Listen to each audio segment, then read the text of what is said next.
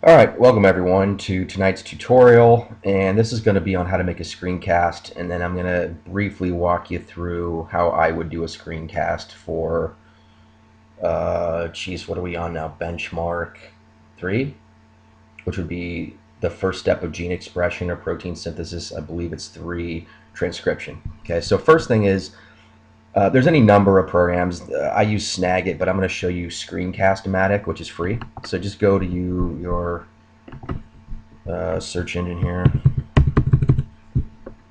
and find Screencast-O-Matic. It's the free version. You can see here, free. Everyone loves free. And it's going to take you to this screen here. I would recommend, you can actually start recording, but I would recommend setting up an account. Hopefully you'll use this in the future. You'll use it at least once more for translation, so it's a good idea to set this up. And you can see here that I would recommend you register. So set up an account. Type in, get a password, remember what it is, and set up an account so you can use this thing all the time. Now obviously I've already got an account, I'm using it right now, so I'm not going to do that.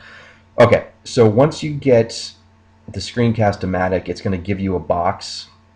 You can't see it on your screen, but there's a box. Hopefully you can see my hands right here. There's a box around the screen, and it sizes it. So I want a full screen view. I think it's better. And what I'm going to do is find a screen of something that I'm going to cast or talk about. So let's find transcription. I'm going to want an image. Pictures say 1,000 words. Ooh, this is the one I think I got on your sheet, so let's use this. And let's size it a little better here. Okay, so this would be what I'm going to now talk about. So a screencast, the whole point is to have a visual, as you can see. Here's the visual. And then you're going to talk about it and kind of give a tutorial. So let's give this a shot. So your benchmark 3 is on transcription. Hopefully you were there in class today to hear me kind of set this up. So let's kind of run through and review it. Okay, I'm using Active Inspire, which is the same thing we use on the Promethean board up here. I don't know if you can see this on the screen, but I've got writing tools. You can use like a Microsoft Painter or whatever program you can use for writing. This one's actually not the best because I'm not using a tablet. I'm going to try to do this on a laptop, which may or may not work. But anyways, so let's talk about transcription. Transcription is the first step of protein synthesis, and basically what we're doing, to remind you guys, is DNA cannot leave the nucleus. So since DNA can't leave the nucleus, we need to make a copy or transcript it in the nucleus, then go outside of the nucleus with a copy, or kind of the opposite copy, which I'll explain in a second, of that DNA, and then of that DNA code, and then build something with it. And we'll get to that in a second. So anyways, here we are. Now, as we talked about in class, and hopefully you already know from that past case study, here's our 3' end, 3' end, and we're going to read it from the 3 to the 5. Okay, so here it is. So find your 3' end. Let me get a writing tool here. Let's use red. So here's my 3' end. I'm going to start reading it from there. So here's what's going to happen. First step is that you're going to have a promoter or initiator. Actually, the initiator is going to come down. That could be that signal that we've talked about. So again, it's received, transduction process. It amplifies the message, goes to the nucleus, and it's going to come down here to the 3' end and kind of lock on. And where it's going to lock on is it's going to find the gene for the protein that it needs to make. It's going to find that exact one. So this might be and remember, your DNA is broken up into chromosomes. So this might be chromosome pair number 3 or something. So we're going to find that chromosome. We're going to latch onto it. And what we're going to do once we latch onto it is we're going to look to latch on for what's called a Tata box. This is and it's a series of T's and A's. So here's a T, and this used to be an A if it weren't, T and A, T and A, T and A, A's and T's, A's and T's, T's and A's, whatever. So this is where our process is going to begin. So this is where it's broken up. Helicase is an enzyme that breaks up the hydrogen bonds between these base pairs. So once this is split, this is the open complex now, this whole area right here.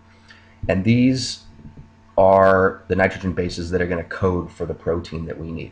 Okay, it doesn't break up the whole thing because these over here code for a different protein. We only need the codes that code for the protein we're looking for right here. Okay, so what's going to happen is once the helicase enzyme breaks these apart, breaks the hydrogen bonds, we now have a split, an open area. This RNA polymerase, which latched on to the TATA box, is going to start moving in a 3 to 5 direction. Okay, reading it 3 to 5 in this direction. As it's moving in this direction, it's building an RNA, as we'll soon find out, it's a pre-mRNA strand from the 5 to 3, the anti-parallel. So as it's moving 3 to 5, do you see how it would then build it? It's it's building it here, building it piece by piece. This one, this one, this one, and this is now the anti-parallel. It's now the 5 to 3 end. Okay, so again, reads 3 to 5, synthesizes or constructs from the 5 to the 3. Hope that makes sense. Okay, so now once we have this process complete here, so we're going to do this for all of these pairs. And in addition to the TATA box and initiation and promoter and all that where the start is, we also have what's called a stop codon, a series of letters that say this is where the gene ends. It's going to end right there. And that's that process right there. So it stops it. So again, get a different color here. Let's try whatever this is here. So again, this is the open complex, or the area in which these are the gene or genes that we need right there. So we're going to make a transcript this whole thing. This mRNA is going to transcript this whole piece. And if this were a simple, simplistic prokaryotic cell, although there's operons and some other stuff we'll talk about, it would be done. Okay, but in you, we have a couple other things. We're going to process this. We're going to prepare it. So this is what is, at this point, it's called a pre-mRNA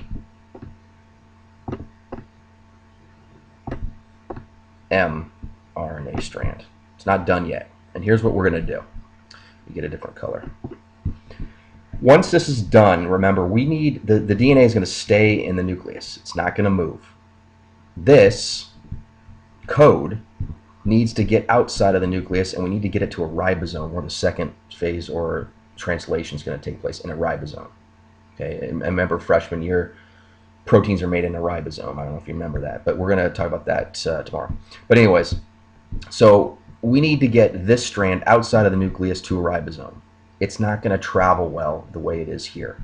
Okay, so what we're going to do is we're going to put what's called a 5 cap on the front of it.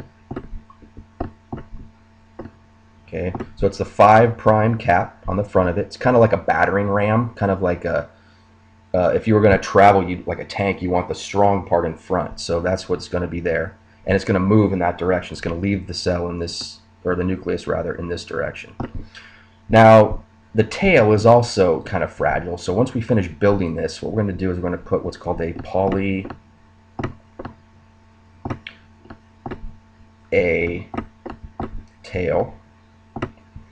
And I know you're saying more big words, but bear with me. We'll get to all this in a second. Poly A, tail. And it's simply going to be, we'll put it in green, more nitrogen bases, more just pairs on the end of it here. So it's kind of like a tail. So again, it's moving in this direction. Now the reason for this tail is if pieces break off, we lose non-important. This is the code right here, right? This part. We can't have that break off, or we would have a serious problem. It wouldn't code for the right protein.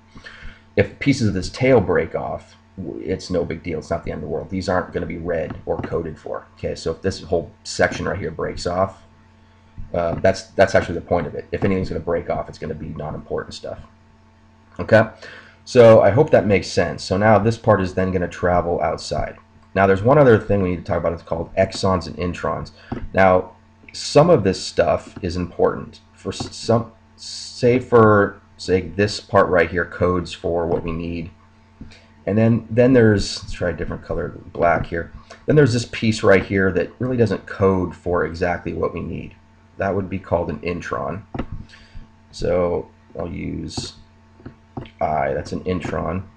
And green is an exon. So E for exon. So what we're going to do is a process called splicing, in which we're going to splice out or eliminate all the pieces we don't need. Gone. And so by the time this splicing, the poly A tail, and the 5' are done, the pre-mRNA is no longer called pre, it's now called mRNA, and we're done. Okay, so again, this happens only in eukaryotic organisms like yourself. You're very complex, so some of these pieces are necessary, some aren't. Works a little different in bacteria like a prokaryotic, and we'll talk about that later. So I hope that's clear. So again, template 3' end. Helicase enzymes broke these guys apart, broke the hydrogen bonds, leaving an open complex right here. This is the gene that we need in here, the codes for it. mRNA polymerase, another enzyme, will latch on to the initiation complex and start the process moving from the 3 to 5 end. As it moves 3 to 5, reading it, it's going to build it from the 5 to 3 end. Here it is, building it. Remember, U replaces the T. Once it's done, this pre-mRNA strand will be capped.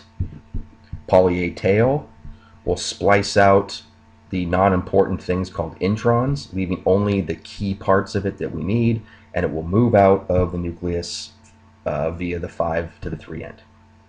And I hope that makes sense. We'll pick up where it actually goes once it leaves the nucleus in tomorrow's discussion.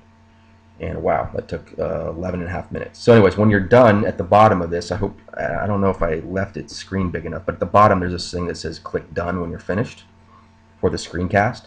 So I'm going to click done, and we'll see you guys tomorrow.